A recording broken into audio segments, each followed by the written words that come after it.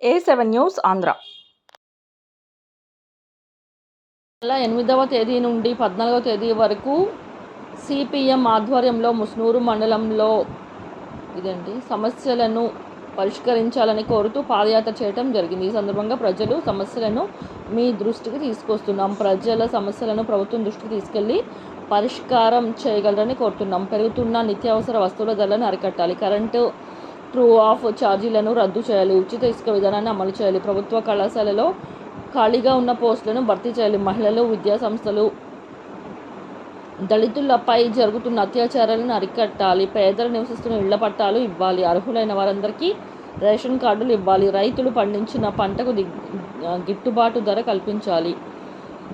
అందిస్తానన్న అన్నదాత సుఖీభవ పథకం ద్వారా 20,000 రూపాయలు సాయం ఇవ్వాలి.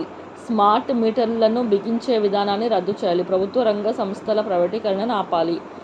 గంతలు మయంగా మారిన రోడ్లను మరమ్మతులు చేయాలి. ప్రజలకు ఇబ్బంది లేకుండా మారాలి. పోలవరం ప్రాజెక్టును పూర్తి చేసి నిర్వాసితులకు నష్టపరిహారం అందించాలి.